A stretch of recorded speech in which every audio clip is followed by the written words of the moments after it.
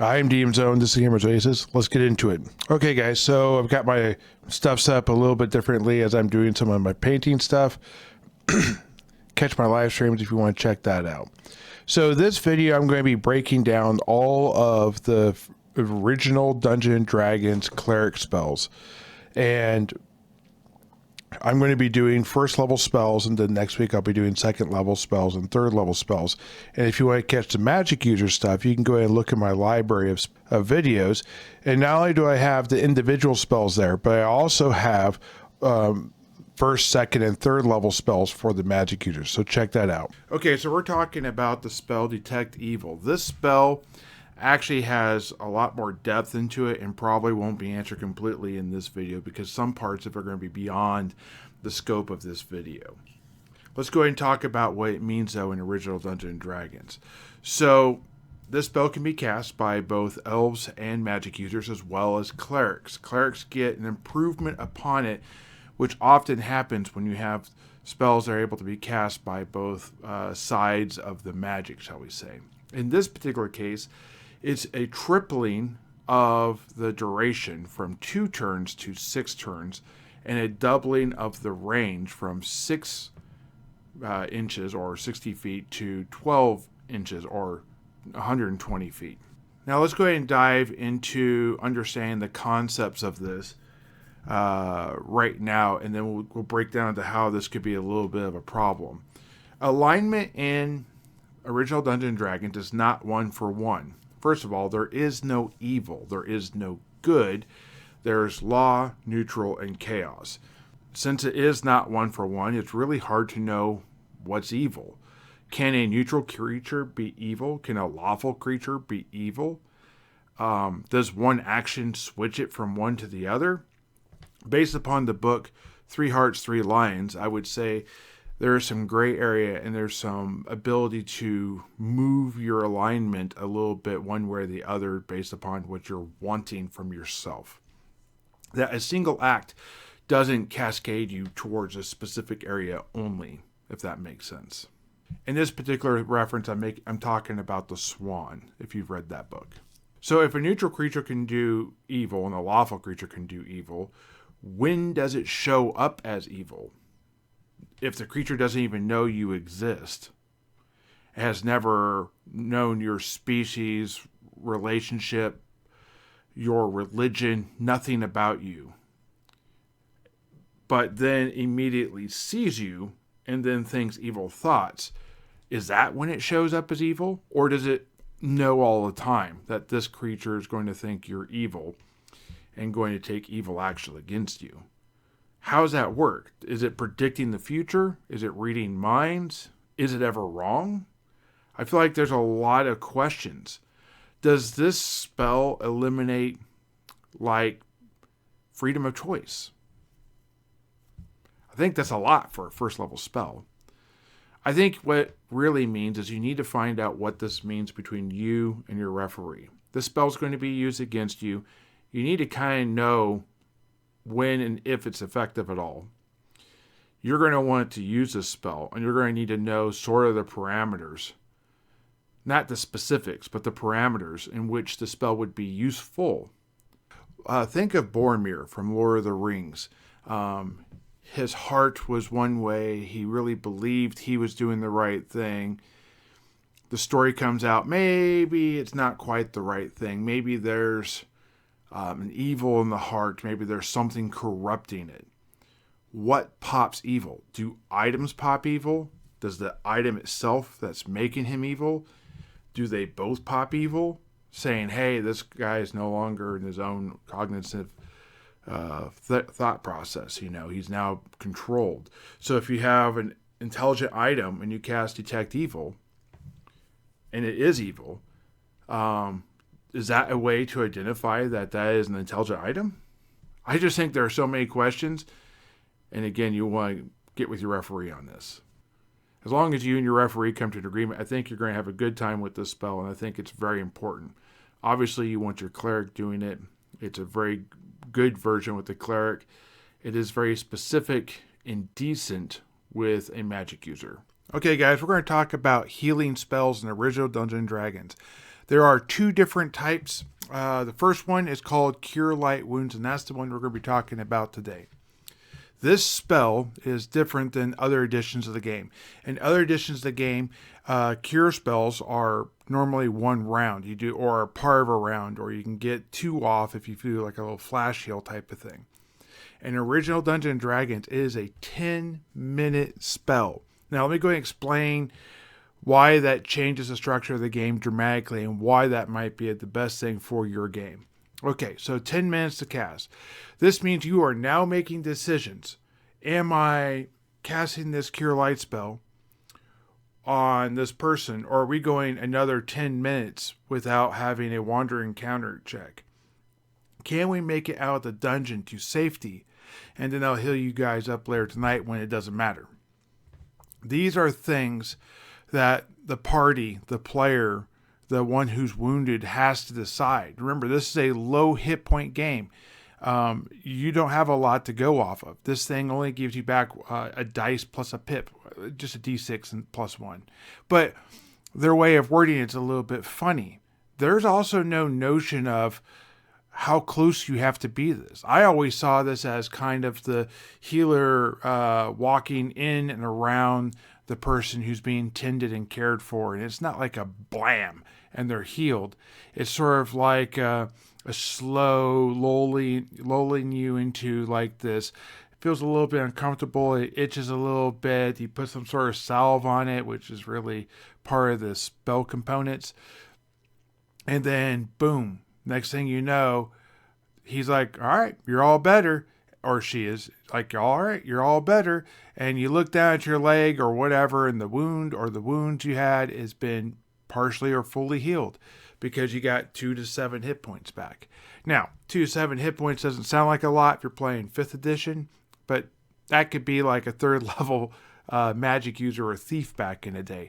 So that's a lot back then. Now, it's not quite a fighter at 1st level, potentially. They have con and they roll really well, but it could be very much their full life. And though clerics don't get spells until 2nd level, so they're going to be 2nd level before they even get this, it's important. And there are magic items that duplicate this. And it's the only one you're going to get till you get to 4th level spells, which is like level, what is that, 8 or something like that? Yeah, that's a long ways off. Very long ways off. Anyways, the truth is with this, how it happens, what type of rituals you're doing, the fragrances or the myrrh or whatever you need, all that is left up to you and the referee.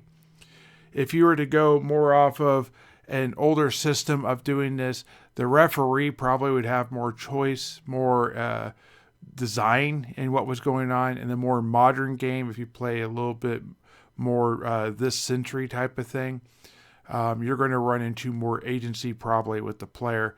Whatever way you choose to do it, I think is great. Just make sure you kind of work something together and enjoy your guys' game. Don't let other people dictate how it has to be. Take their advice and go with it. Anyways, guys, I think it's important to keep it a 10-minute spell. Making it faster than that cheapens the experience, makes it so it's less valuable, takes some of the authority and the status that a cleric has. The fact that they're the only ones that got this. They are the unicorn.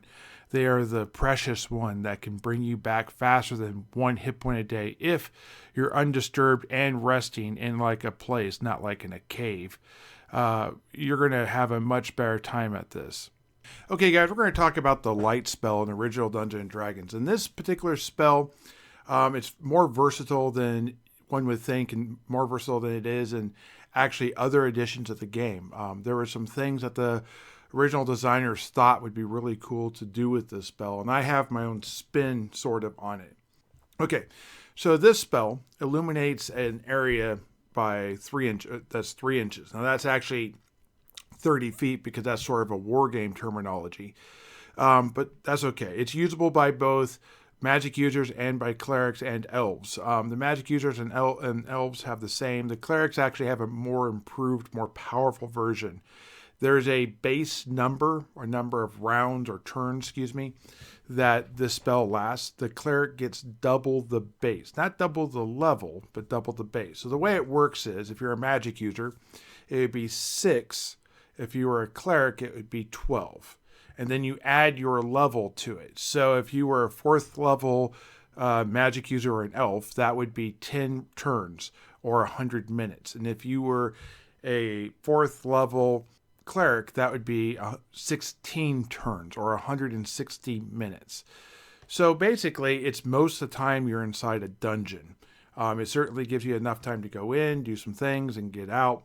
That's several wandering monster encounters. Most, at least early parties, are not going to spend that long in there. I spoke about there are other uses for the spell. Well, one of the ones that is talked about in, I think, Strategic Review or something like that is the magic user casts the spell in the eyes of the opponent, blinding them. I like that. I don't think it should be permanent blindness. I think that it's blindness you could cure. I feel like a dispel magic would stop the light spell from working, and that plays into it different than it would at full duration. But let me get into how casting light in someone's eyes would work in my game, because that could happen to a player just as easy as it could happen to a non-player, and there's no save throw against it. So I kind of am okay either way. I just think you need to be consistent with it. If you're going to do a save throw or no save throw, I think it's a little brutal with no save throw. I think it's probably better with a save throw. But if you're not going to give a save throw and that works on your boss, then I think that's probably okay. So with a cleric, we'll just say it's a 1st level cleric, so it's 13 turns. So for 13 turns, the cleric blinds a bandit. Take the ropes off, they leave him after they're done interrogating. He can't follow, doesn't know what they're doing. Magic user, it'd be 7 turns, 6 plus 1, 12 plus 1. You get the general idea. Now, that'd be how many turns they're blind. I would have them also either have like their vision coming back or a continued blindness for, again, the duration the spell is on them. So where that dispel magic comes in is if, let's say, 4 turns in, their magic user or cleric walks over and dispels magic, removing the magic spell from the eyes of the creature. In this case, you could go ahead and do 3 turns or 4 turns, whatever it was, of continued afterwards, and then they got their vision back. I would say if you do some sort of major healing, like a Cure Serious, it probably would heal the eyes. It's a form of damage, basically.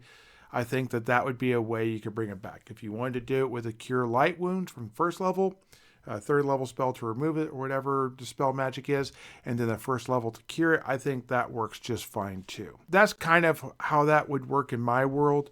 I also think that not all light has to be the same white hue. You could have different shades of hue, all the way to black, where you have darkness, to maybe even like a dark gray, where it's opaque enough that you can see in and out of it, but it gives you the ability to hide. But you could also make it a blue color. You could use it to illuminate things. Hey, don't go this way, put red up. And I think that is a way you could also use it. You could cast it on an object. Like, for example, when Gandalf casts it on his staff and he's able to walk around. You could also cast it on an orb and give it to your thief, who's a human, unless you're playing a halfling, which also doesn't have dark vision or night or infravision. So they would have the ability, when they get to wherever they're going, to go ahead and start using light and maybe control how much light is being used. That's how I would use light. Okay, guys, this next spell here is both what I call an arcane spell, as in it is usable by magic users and by elves, as well as a divine spell, which is usable by clerics. So one of the things that I've noticed about the arcane spells, or the spells that come from the magic user and elf side of things, is that they tend to not be as long a duration as the cleric. That the arcane side is the baseline, and the divine side usually is like the one that was made afterwards with the improvements. I don't think they reduced it down for magic users. The way it's wrote is it's wrote from the arcane side, and then they gave benefits to the divine side. I talked about this when I was talking about divine spells, and I talked about arcane spells and cleric and magic user spells and that type of stuff. And this type of thing, I think that it's pretty close to the same thing. This spell has a duration of 6 turns. That's 60 minutes. That's a very long time in a dungeon. That is 3 wandering monsters in most dungeons, 2 in more casual dungeons. And with the cleric side of things, that's 12 turns. That means that they have to spend 1 spell where a cleric might have to spend, or a magic user might have to spend 2 for the same benefit. Now, where that kind of rubs the wrong way is if you start to run into like magical armors or rings and this type of stuff, it's not going to stack with that. However, this does stack by all seeming attempts to stack with the shield spell, as I was talking about in a prior video. But anyways, you get the general idea. Protection from evil is one of those spells that sneaks up on you and how important it is because it's not usable for the most part in every situation all the time. For example, it keeps out enchanted creatures, whatever that might mean, because it's not really a term that is commonly used or is heard very often. It's kind of like, what was the undead class I talked about in the prior video? It's not really a thing. I looked through all the books. That terminology is never there. Truthfully, though it omits it in the rules, I think this is something that was commonly known at the game table and just didn't quite make the official rules. To me, an enchanted creature is something that is summoned, i.e. a demon, a devil, an elemental, something from outside this plane that is bound here by some sort of enchantment. I could also see things that are possessed of some sort, like actual possession from spirits and ghosts and these type of things, to golems, which call upon basically servants to or spirits to inhabit a golem, often through some sort of binding. I think those wouldn't be able to do anything with it either. And I think it really brings out an interesting contrast to, he can't touch you. This barrier does not, there's something wrong with that dude. Maybe it affects werewolves and undead like zombies and skeletons because it's coming forth back the spirit and it's enchanted within the creature. Or when the werewolf is in human form, they're able to shake your hand, but when they transition into a wolf form, they're unable then to attack you because the spirit of the creature is there, or the beast, whatever you want to call it. All these things make for a very interesting, very obscure topic that you and the referee would kind of have to agree where you fall on. And I think it's best for everyone involved to know it prior. Beyond that, though, it also gives you +1 to your save versus spells. This is a positive bonus to your dice, meaning you don't have to roll as high to be able to make your saves. It also lowers all enemies attacking you by -1. Now, while it doesn't stack with a whole lot of things, it does affect against like the shield spell.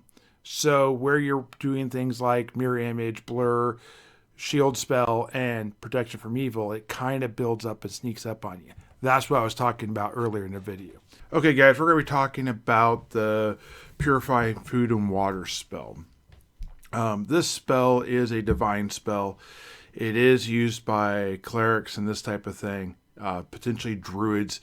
In modern context, seems like a pretty wasted spell. There's not a whole lot of reason for it.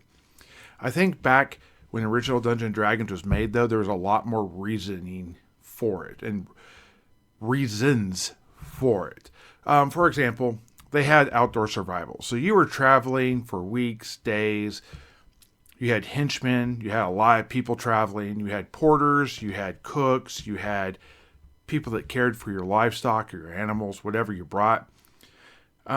These type of things, you brought a camp with you. And having someone being able to do that, extend out the food so you didn't have to go to iron rations within a normal time frame was important. So when you first started out, it was just straight to iron rations. Later, when you had some of these spells to give out, maybe you could go ahead and do this. Now, you wouldn't want to do this at the cost of a healing spell. So if you know tomorrow I'm going to be going to combat, today I might do that and tomorrow I won't. Also, food doesn't normally spoil overnight. So you kind of plan it out and not every day have it, or you could keep a lot of this going.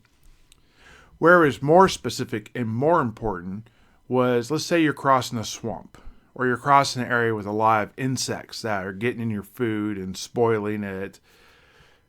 Not to be too disgusting, but laying larvae, eggs, flies, maggots, these type of things inside your food, you want to expel it out. There's no real description of what that means if you're going to purify the alcohol content out of alcohol.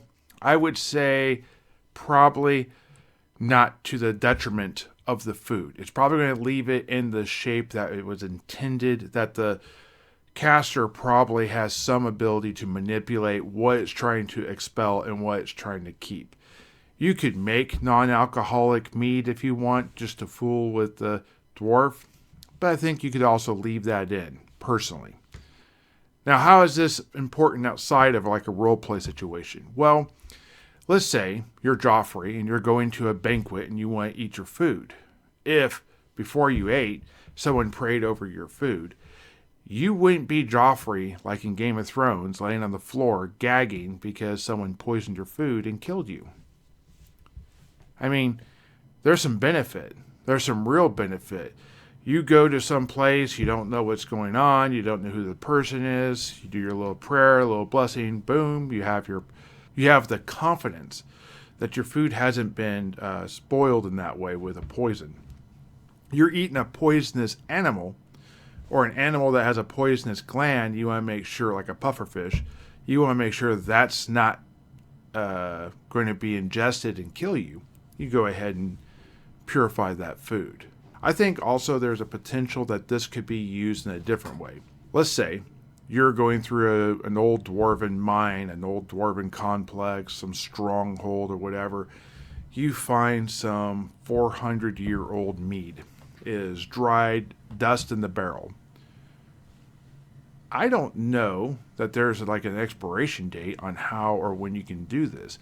I feel like you could potentially get with your referee, have that reconstituted with water, or the spell itself will reconstitute it, and then go ahead and recreate the mead that was once in that barrel, creating a unique experience for either you or a highly valuable thing to sell back. What if you went back to the exiled king and said, here is 4 kegs of your mead from your homeland that we went cured and reconstituted it back? How much memories and enjoyment would that bring?